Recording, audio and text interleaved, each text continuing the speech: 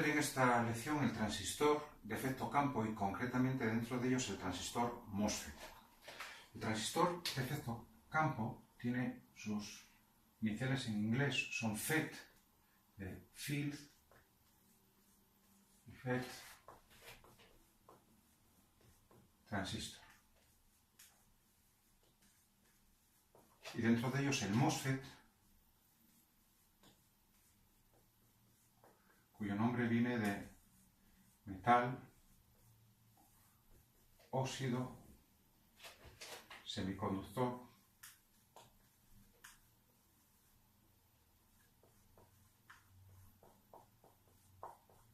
en inglés, que tiene que ver, nombre que tiene que ver en cuál es su estructura interna.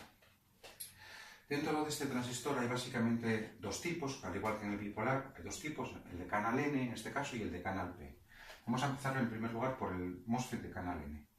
Su símbolo es este que tenemos aquí,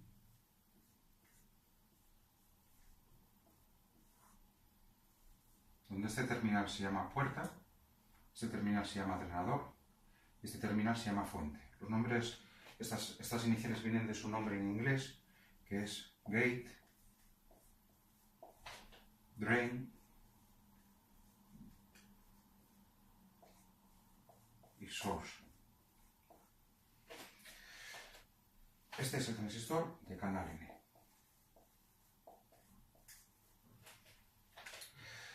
Bueno, este transistor, vamos a decir que en términos generales tiene un comportamiento parecido al del transistor bipolar, el transistor tipo NPN, pero con una diferencia muy importante, y es que en lugar de controlarse por corriente, como se controlaba el transistor bipolar, que se controlaba por corriente de base, en este caso se controla por tensión, se controla por la tensión entre puerta y fuente,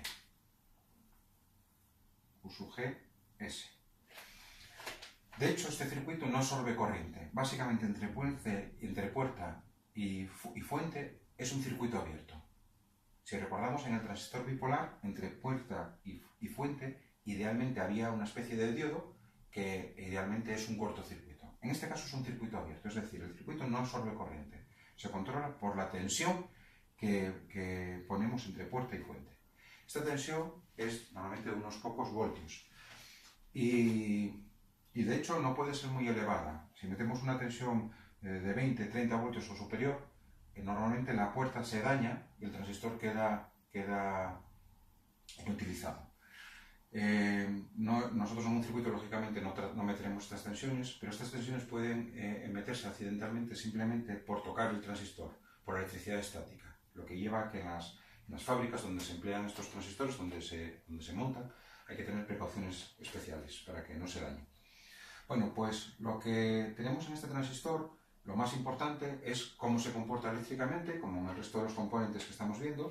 En este caso, por la entrada ya sabemos cómo se comporta. Es lo que tiene la entrada en tensión, el efecto que tiene es el control de este transistor, lo que va a determinar si está abierto, cerrado o en zona activa. Y desde el punto de vista de la salida, lo importante en este caso es la tensión entre extremos, U sub ds, y la corriente de drenador. Bueno, pues si representamos las curvas características de forma similar a lo que hacemos con otros componentes, es decir, la tensión U sub ds y la corriente de drenador para diferentes tensiones de puerta, entre puerta y fuente, lo que tenemos es que cuando la tensión es cero, el transistor está cortado. Y cuando las tensiones son más elevadas, el transistor está funcionando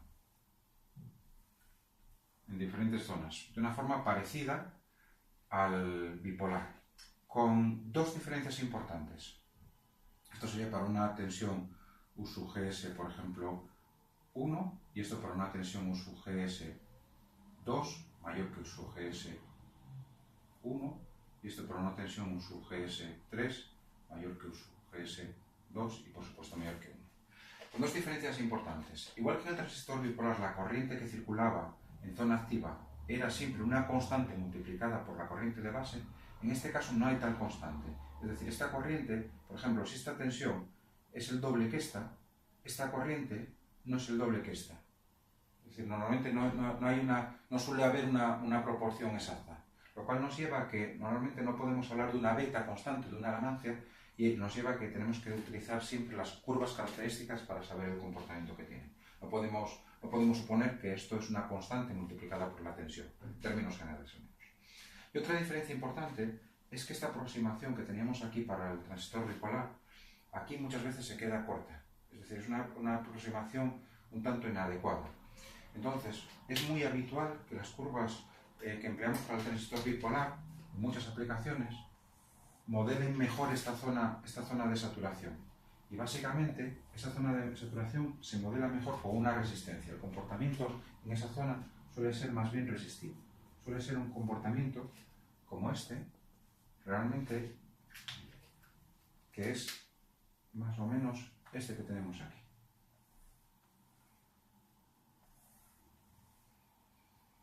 Donde esta es una zona similar a la de los bipolares, donde el transistor se comporta como una fuente de corriente, es decir, para las diferentes tensiones que haya, siempre la corriente es la misma, y esta zona de aquí es una zona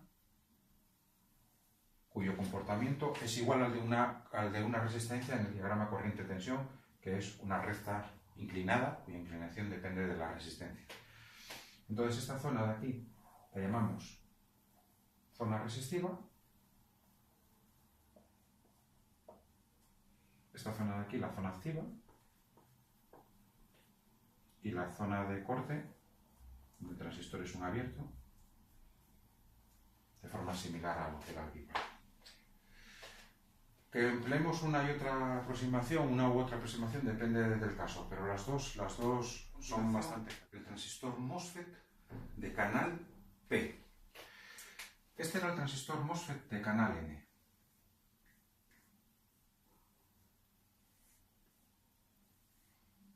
Donde estará la puerta, frenador y fuente. El de canal P tiene un símbolo muy parecido, que es el siguiente. El de canal P tiene un símbolo muy parecido, que es el siguiente.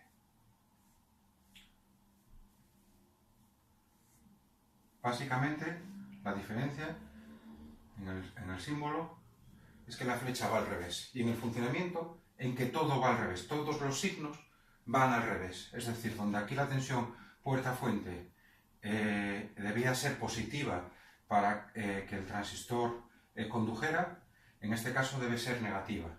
Las corrientes medidas en el mismo sentido deberían ser negativas. Y igual que el transistor bipolar, podemos decir que las curvas son las mismas que el de canal N, donde todas las variables son negativas, o bien podemos dibujarlo todo en sentido positivo, para lo cual normalmente también le damos la vuelta al transistor a la hora de representarlo.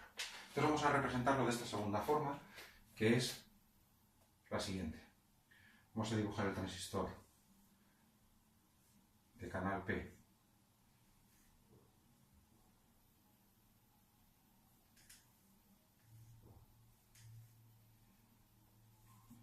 puerta, fuente y drenador. Y vamos a medir, en lugar de la tensión U sub GS, la tensión U sub SG. Y vamos a medir, en lugar de la tensión U sub DS, la tensión U sub SD, es decir, la misma con sentido contrario. Y vamos a medir, en lugar de la corriente I sub D en este sentido, es decir, como entrante en el transistor, saliente del transistor, I sub D. Las curvas de características serían ahora las mismas en el fondo que la de un transistor de canal N con estas referencias. Es decir, ahora tendríamos aquí la tensión U sub SD en lugar de U sub DS, aquí la tensión I sub D con este sentido, y aquí la tensión U sub SG.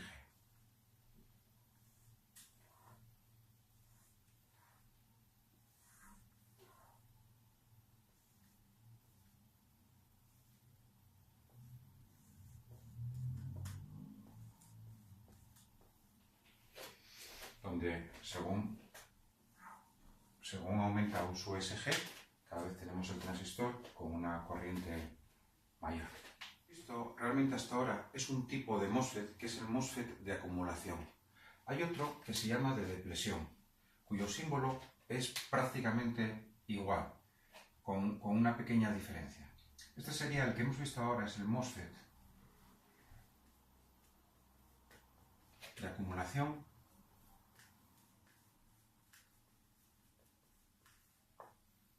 cuyo símbolo es este que tenemos aquí. Puerta, generador y fuente. Hay otro MOSFET que es el MOSFET de depresión.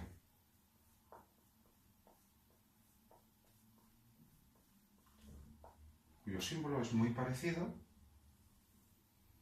salvo que aquí todas las rayas van unidas. Cuyo símbolo es muy parecido,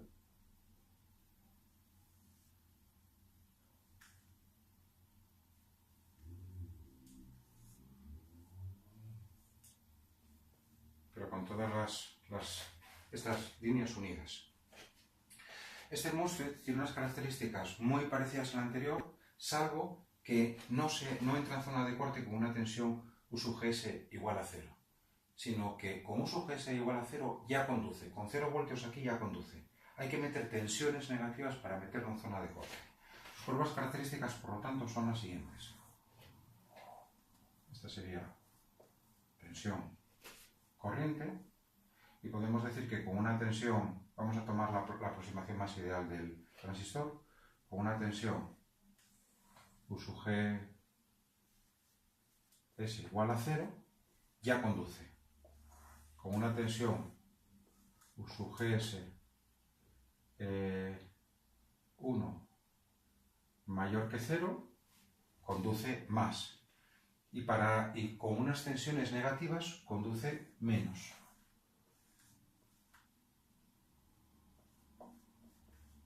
Y con una tensión suficientemente negativa entra en zona de corte. Vamos a comparar ahora un transistor bipolar con un transistor MOSFET. Vamos a comparar, por ejemplo, un transistor bipolar tipo NPN con un MOSFET tipo de canal N. ¿Cuáles son las diferencias? Las diferencias esenciales son las siguientes. Este transistor se controla por corriente, por la corriente de base. Este transistor se controla por tensión. En este transistor, esta zona de aquí, básicamente, si está funcionando adecuadamente, básicamente es un cortocircuito. En esta zona de aquí, es decir, desde el punto de vista de la entrada, este transistor es un abierto. Este transistor es muy rápido y tiene un consumo normalmente pequeño porque no necesitamos corriente por puerta. Esto lleva a que, por ejemplo, si queremos hacer un microprocesador donde hay miles, cientos de miles de transistores, no necesitamos que cada uno de esos transistores lleve corriente, con lo cual el consumo global es mucho más pequeño que este. Si hiciéramos ese mismo microprocesador con transistores bipolares, tendríamos ya un gran consumo solo por la necesidad de realizar el control de cada uno de esos transistores con corriente. Y otra característica fundamental es la alta capacidad de integración. Estos transistores se pueden hacer, tecnológicamente es mucho más fácil meter miles de transistores en un circuito integrado con esta tecnología que con esta. A continuación, un sencillo ejemplo. Supongamos que tenemos el siguiente circuito.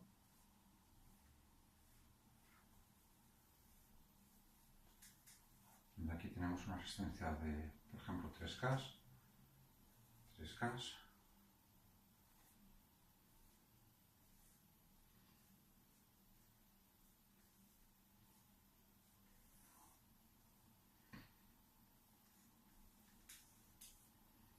Una resistencia de 100 ohmios. Y aquí 12 voltios. Y tenemos un transistor MOSFET de canal N, cuyas pruebas características son, por ejemplo, las siguientes. La relación tensión corriente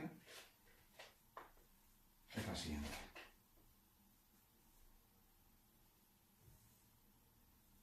Para una tensión de puerta igual a 2 voltios, la curva característica es esta. Para una tensión de puerta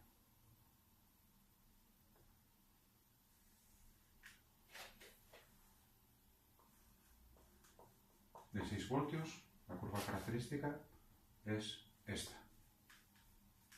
Aquí tenemos 50 miliamperios. Para una tensión de puerta igual a 12 voltios, la curva característica es esta, por ejemplo. Vamos a poner unas curvas un tanto arbitrarias. Y se nos pide determinar en qué estado está el transistor. Bueno, ¿cuál es lo primero que tenemos que hacer cuando tenemos un problema de este estilo? Lo primero es determinar en qué estado está el control del transistor. ¿Y el control quién lo determina? Lo determina la tensión puerta-fuente. Entonces, lo primero que tenemos que plantearnos siempre es esa tensión. ¿Qué valor tiene? ¿Qué valor tiene esta tensión en este circuito? Bueno, pues ya sabemos que entre puerta y fuente el transistor básicamente es un circuito abierto, lo que no influye en esta zona de aquí. Entonces, aquí tenemos una fuente de tensión de 12 voltios aplicada sobre un divisor resistivo de 3K y 3K, que son iguales, dos resistencias iguales, en cada una caerán la mitad, 6 voltios aquí. Luego U sub GS será igual a 6 voltios. Luego ya sabemos que la curva característica va a ser esta de aquí, la curva con la que tenemos que trabajar en el transistor. Lo que sucede es que tenemos dos posibles zonas de funcionamiento. Tenemos esta zona de aquí, donde se comporta como una fuente de corriente de 50 mA, o esta zona de aquí, donde se comporta como una como una resistencia. Es un valor que tenemos que determinar. No sé en qué zona está, entonces voy a suponer que está en una de las zonas, ver si esa situación es coherente y si no, estará en la otra. Vamos a suponer, por ejemplo, que está en esta zona de aquí, que está en esta zona resistiva. Supongamos que está en zona resistiva.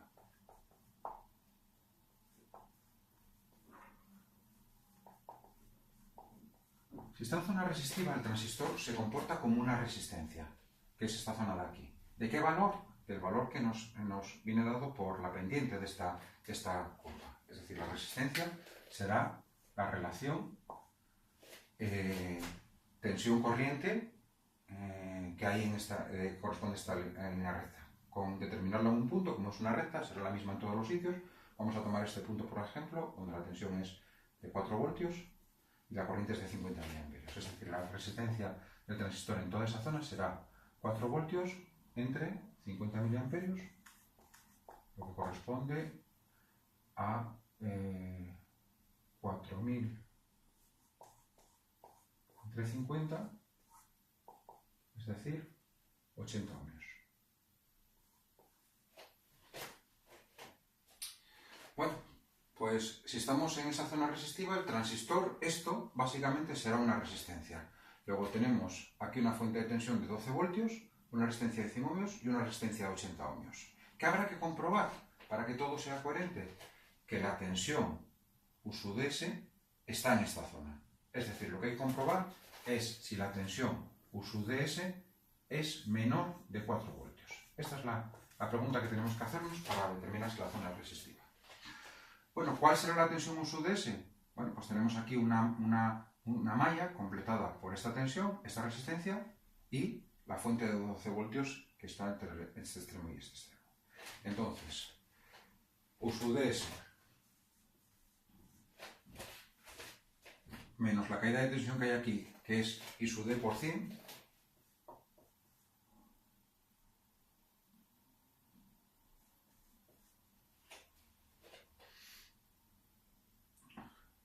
menos 12 voltios igual a 0. U sub ds es a su vez la resistencia del transistor por I sub d. Es decir, esto es R sub ds por I sub d, donde R sub ds ya lo tenemos determinado, que son 80 ohmios. O sea, 80 por I sub d más 100 por I sub d menos 12 voltios es igual a 0. Es decir, I sub d es igual a 12 entre 180. Lo que tenemos que comprobar ahora es si esta tensión es menor de 4 voltios. Esta tensión será esta de la corriente, el producto de la corriente, por la resistencia, que es a lo que equivale este transistor. U sub de S será igual a la corriente, que es 12 entre 180 por 80. Y este valor nos da 5,3 voltios. Mayor que 4, luego la hipótesis es falsa. No puede estar en zona resistiva. Si no está en zona resistiva, lógicamente estará funcionando como fuente de corriente. Vamos a determinar, por lo tanto, cuál es la tensión que está soportando el transistor. Esta hipótesis es falsa. Luego, por lo tanto, estará en zona activa.